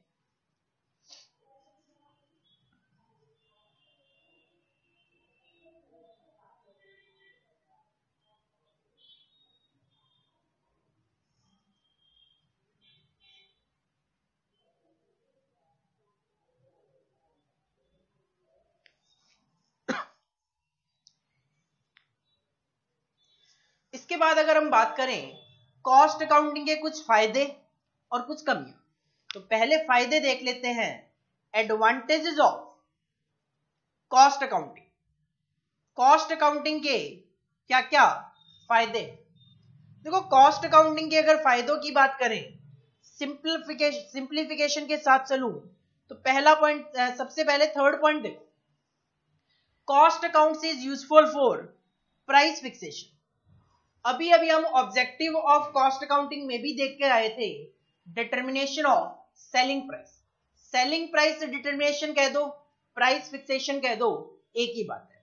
पहला फायदा cost accounting is useful for price fixation. दूसरा, फोर्थ पॉइंट देखो, cost accounts furnish suitable data and information to management to serve as guide in decision making. हम ऑब्जेक्टिव ऑफ कॉस्ट अकाउंटिंग में देख के आए थे assisting in managerial decision making. तो यहां पे एडवांटेजेस में भी वही पॉइंट है कि कॉस्ट अकाउंटिंग हेल्पफुल है किसके लिए, मैनेजमेंट के लिए, ताकि मैनेजमेंट अपने सही से डिसीजन ले सके। इसके अलावा ये भी मैंने आपको पॉइंट बताया था अभी अभी कि आप जब कॉस्ट कैलकुलेट करते हो तो कॉस्ट को कंपेयर कर सकते हो या तो प्रीवियस पीरियड के साथ या फिर अदर कंपनीज के साथ जो कि सेम इंडस्ट्री में काम कर रहे हो, ताकि आप अपनी कॉस्ट को कंट्रोल कर सको। ये भी एक तरीके से ऑब्जेक्टिव ऑफ कॉस्ट अकाउंटिंग में कॉस्ट कंट्रोल जो था वही से पॉइंट निकाला गया। तो ये 3 पॉइंट जो है वो तो बिल्कुल सेम तरीके से वहीं से निकाल लिए। इसके अलावा सेकंड पॉइंट भी मैंने स्टार्टिंग में डिस्कस किया था, it identify the unprofitable product A, B और सी। बी जो अनप्रॉफिटेबल था वो आपको कॉस्ट अकाउंटिंग की वजह से ही तो पता चलेगा। तो it identify the unprofitable product so that these में बी एलिमिनेटेड। 4 पॉइंट तो ऐसे ही बन गए हमारे, 3 पॉइंट तो हमने निकाल लिए ऑब्जेक्टिव ऑफ कॉस्ट अकाउंटिंग में से। प्राइस फिक्सेशन, दूसरा मैनेजमेंट के लिए डिसीजन मेकिंग में हेल्प करता है, तीसरा कॉस्ट कंट्रोल के लिए पॉइंट ऑफ व्यू से बात करी हमने कि कॉस्ट कंपेयर कर सकते हो अपने साथ प्रीवियस पीरियड के या फिर दूसरी कंपनीज के साथ जो कि सेम इंडस्ट्री में काम कर रही हो, और अनप्रॉफिटेबल जो एक्टिविटीज है उनको आप आइडेंटिफाई कर सकते हो। कुछ इसी से मिलता जुलता सा पॉइंट है point number 1, a cost system reveals unprofitable activities. यहां पे बात चल रही थी अनप्रॉफिटेबल प्रोडक्ट की और यहां पे बात चल रही है अनप्रॉफिटेबल एक्टिविटीज की, लॉसेस की, या जो इनएफिशिएंसी हो जाती है accruing in any form such as wastage of man power, जिसको हम बोलते हैं आइडल टाइम। जो हम चैप्टर देखेंगे एम्प्लॉय कॉस्ट का, cost accounting standard 7, idle time या जिसको लॉस टाइम बोला जाता है। आइडल टाइम वो टाइम होता है जिसमें वर्कर खाली बैठा है ऑर्गेनाइजेशन के अंदर, एम्प्लॉयर को वेजेस पे करनी पड़ती है, मशीन खराब हो गई, मशीन खराब होने की वजह से वर्कर खाली बैठा हुआ है, तो वो क्या है, wastage of man power. Wages जा रही है, मशीन खराब है, वर्कर काम नहीं कर पा रहा। इसी तरीके से wastage of material, process costing का चैप्टर जब हम देखेंगे तो हम देखेंगे कि ऑर्गेनाइजेशन कुछ लॉसेस तो एक्सपेक्ट करके चलती है, लेकिन कई बार जो हम लॉस एक्सपेक्ट करते हैं उससे भी ज्यादा स्क्रैप हो जाता है। जैसे मान लो नॉर्मल है कि मैं अगर एक टेलर को 2 मीटर कपड़ा दूंगा एक शर्ट के लिए, तो वो जब कटिंग करेगा तो उसमें थोड़ा बहुत तो कटिंग में वेस्ट जाएगा, लेकिन अगर वो गलत कटिंग कर दे तो हो सकता है उस सिचुएशन में वेस्टेज ज्यादा हो जाए क्लॉथ की, तो वो क्या है, वेस्टेज ऑफ मटेरियल है। और वेस्टेज ऑफ रिसोर्सेज हो सकता है, like inadequate utilisation of plant and machinery. आपके जो वर्कर्स हैं आप उनको प्रॉपर ट्रेनिंग नहीं देते, जिसकी वजह से वो एडिक्वेटली प्लांट एंड मशीनरी को यूज नहीं कर पाते, और जितना प्रोडक्शन उस पर हो सकता है उतना प्रोडक्शन आप नहीं कर पा रहे, तो वो क्या है, रिसोर्सेज का आप वेस्टेज करते हुए चल रहे हो। तो कहीं ना कहीं अनप्रॉफिटेबल एक्टिविटीज जो होती है वो भी हम कॉस्ट अकाउंटिंग में डिस्कस करते हैं। आप देखोगे पहला जो पार्ट है wastage of man power, employ cost के चैप्टर में हम डिस्कस करें। वेस्टेज ऑफ मटेरियल, मटेरियल के चैप्टर में भी थोड़ा पार्ट आएगा और प्रोसेस कॉस्टिंग में भी एनालाइज करेंगे। वेस्टेज ऑफ रिसोर्सेज, ओवरहेड वगैरह के चैप्टर में हम इसको डिस्कस करते हैं। तो अलग अलग पार्ट है हमारे सिलेबस में जो कि इन एक्टिविटीज को, जो कि ऑर्गेनाइजेशन के लिए अनप्रॉफिटेबल है, उसको आइडेंटिफाई करने में और उसको कम करने में मदद करेगी। इसके अलावा 6 पॉइंट, कॉस्ट अकाउंटिंग में जब हम मटेरियल का चैप्टर पढ़ेंगे तो वहां पे आप एक सिस्टम देखोगे, परपीचुअल इन्वेंट्री सिस्टम। परपीचुअल इन्वेंट्री सिस्टम में क्या होता है, इसमें एक प्रोसीजर होती है और उस प्रोसीजर में किया क्या जाता है, continuous stock taking. Continuous stock taking का मतलब है कंटिन्यूअस बेसिस पे हमारे पास जो स्टॉक पड़ा हुआ होता है उसकी टेकिंग का मतलब होता है उसका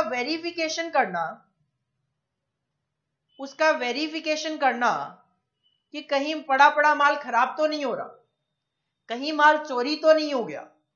तो जितना मैं अपने अकाउंटिंग में से एग्जांपल मैं अपने अकाउंटिंग में दिखा रहा हूं कि मेरे पास 1000 यूनिट है, तो हम टाइम टू टाइम बेसिस पे चेक करते रहते हैं कि क्या 1000 यूनिट अगर मेरे पास अकाउंटिंग में है तो वो 1000 यूनिट मेरे पास एक्चुअल में स्टॉक में है भी कि नहीं है, कहीं खराब तो नहीं हो गई, चोरी तो नहीं हो गई।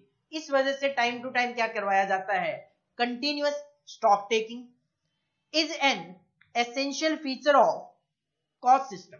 तो इससे आपको फायदा ये होगा, आपका स्क्रैप कम होगा। जो आपको लगेगा कि माल खराब होने वाला है उसको आप मार्केट में पहले सेल कर सकते हो, अगर मटेरियल है तो पहले उसको यूज कर सकते हो। और इसके अलावा ऑफ कोर्स जो आप अभी अभी कॉस्ट ऑडिट देखकर आए थे, जिसमें हमने कहा हम करवाते हैं verification of correctness of cost accounting और एप्लीकेशन की कंप्लाइंस से जो अप्लाई होती है कॉस्ट अकाउंटिंग स्टैंडर्ड वगैरह, क्या वो आपने फॉलो किए या नहीं किए। तो कॉस्ट ऑडिट होने से क्या होगा, organisation prevent manipulation and fraud. अगर कुछ लोग मिलकर गलत काम कर रहे होंगे, मैनिपुलेशन कर रहे होंगे या फ्रॉड करने की कोशिश कर रहे होंगे, तो वो फ्रॉड से बचा जा सकता है, उसको प्रिवेंट किया जा सकता है। तो कॉस्ट अकाउंटिंग के फायदे क्या है, 3 फायदे तो निकाल लो ऑब्जेक्टिव से। प्राइस फिक्सेशन, दूसरा कॉस्ट कंट्रोल। कॉस्ट कंट्रोल में आप लिखो कॉस्ट कंपैरिजन, या तो प्रीवियस पीरियड के साथ या फिर दूसरी कंपनीज के साथ इन द सेम इंडस्ट्री। इसके अलावा मैनेजरियल डिसीजन मेकिंग में हेल्प करना। ये 3 पॉइंट तो ऑब्जेक्टिव से निकाल लो। इसके अलावा एक चौथा पॉइंट जो मैंने आपको पहले एग्जांपल दिया था, अनप्रॉफिटेबल प्रोडक्ट फाइंड आउट करना, उससे निकालो।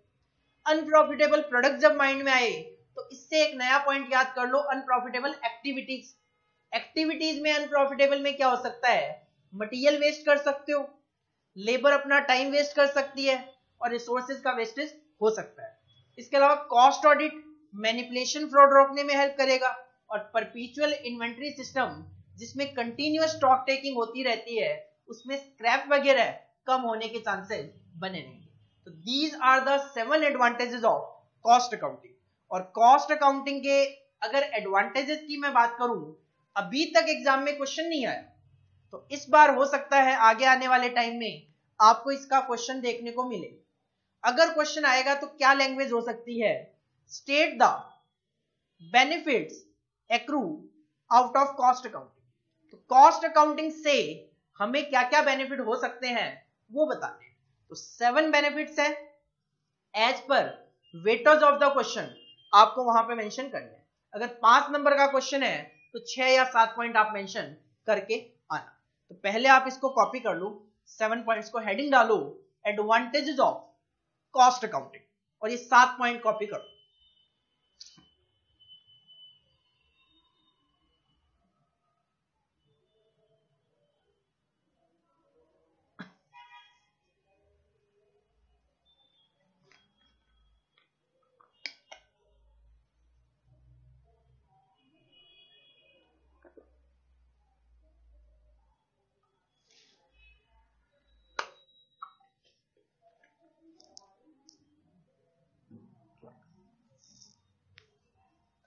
क्वेश्चन भी कॉपी कर लो, अगर क्वेश्चन एग्जाम में आएगा तो किस तरीके से पूछा जा सकता है।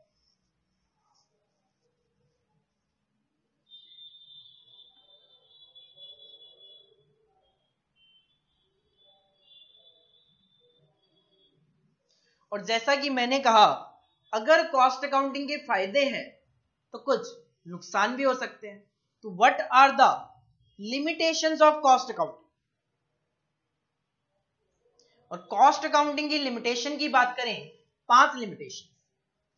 देखो सबसे पहले अगर बात करें एक्सपेंसिव, कॉस्ट अकाउंटिंग को मेंटेन करना एक्सपेंसिव है। अलग से आपको इसके लिए एक कॉस्ट अकाउंटेंट रखना पड़ेगा, अलग से कॉस्ट ऑडिट करवाना पड़ेगा, आपको कॉस्ट अकाउंटिंग स्टैंडर्ड फॉलो करने पड़ेंगे और इसके लिए खर्चा लगेगा। इसके अलावा एक ही ट्रांजैक्शन की डुप्लीकेसी होगी।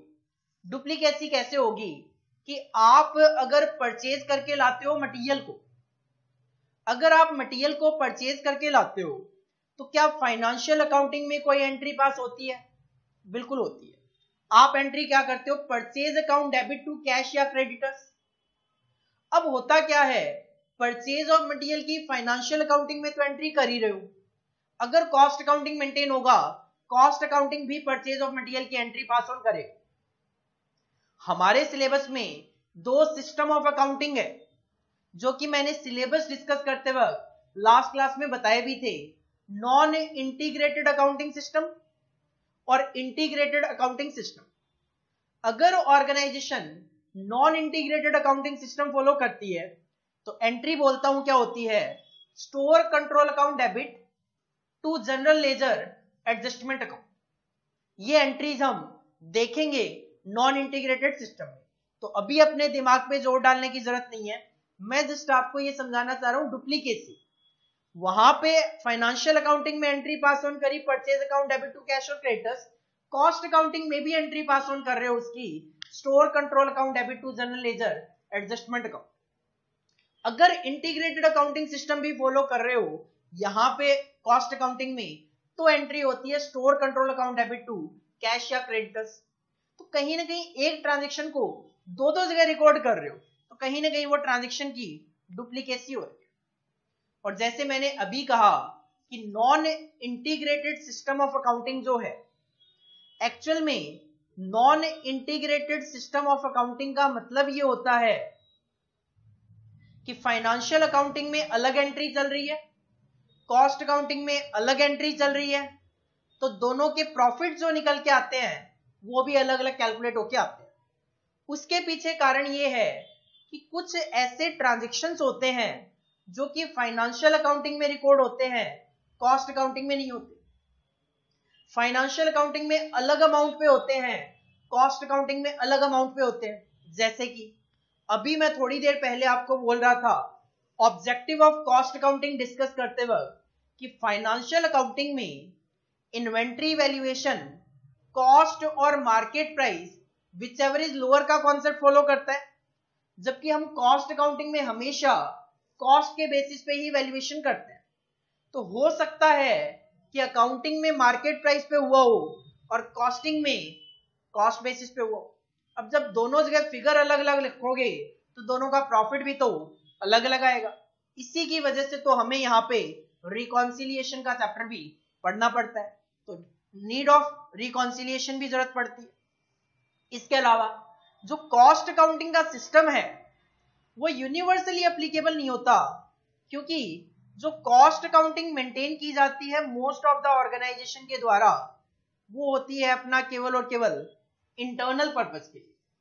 90% ऑर्गेनाइजेशन कॉस्ट अकाउंटिंग जो है मैंडेटरी नहीं होता, वॉल्यूंटरी बेसिस पे फॉलो करती है, अपनी कॉस्ट प्रॉफिट जानने के लिए कैलकुलेट करती है, और वो यूनिवर्सली एप्लीकेबल नहीं है। मेरा तरीका अलग हो सकता है और आपका तरीका अलग हो सकता है। और कई बार क्या होता है, कॉस्ट अकाउंटिंग अगर प्रॉपरली फॉलो ना किया जाए तो उस सिचुएशन में ऑर्गेनाइजेशन में इनएफिशिएंसीज आ जाती है। जैसे कि हमने परचेज मैनेजर का एक प्राइस सेट किया कि 5 रुपए पर केजी में आपको रॉ मटेरियल परचेज करना है।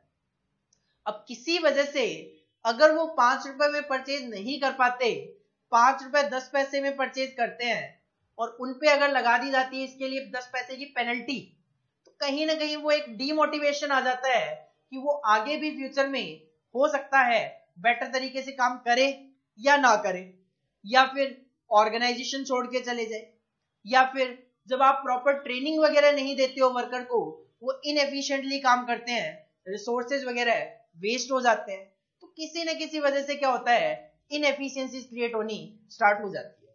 तो 5 लिमिटेशंस क्या है? खर्चा ज्यादा है, एक्सपेंसिव है, डुप्लीकेसी है, नथिंग एल्स, रिकॉन्सिलिएशन की जरूरत पड़ सकती है, यूनिवर्सली एप्लीकेबल नहीं है, और इनएफिशिएंसी आ जाती है किसमें? मैन पावर वगैरह में, या फिर रिसोर्सेज को यूज वगैरह करने। तो ये 5 लिमिटेशंस बनती है कॉस्ट अकाउंटिंग की, जिसपे क्वेश्चन पूछे जाने के चांसेस थोड़े मुझे कम लगते हैं, जिसकी वजह से मैंने यहाँ पे कोई क्वेश्चन आपको दिया भी नहीं है। तो हेडिंग डालो लिमिटेशन ऑफ कॉस्ट अकाउंटिंग, और इसमें ये 5 पॉइंट जो है वो आप कॉपी कर लो।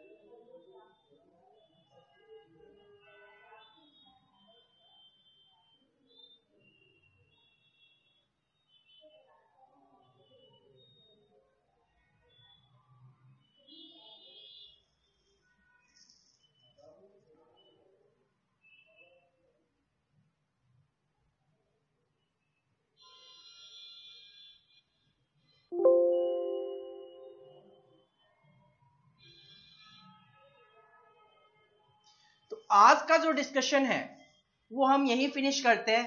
पहली क्लास है, ज्यादा बर्डन आप पे नहीं डालूंगा। तो इस पार्ट में हमारे केवल और केवल 3 टॉपिक बचे हैं, वैसे 4 हैं बट मेनली 3 है।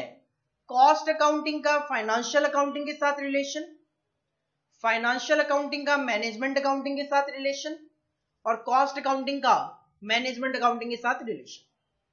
ये टॉपिक हमारे यहाँ पे बच गए। हाँ, मैनेजमेंट अकाउंटिंग की जब मैं बात करूंगा तो उसका मीनिंग भी पहले डिस्कस करूंगा, तो टोटलिटी में आप कह सकते हो 4 टॉपिक हमारे बच गए।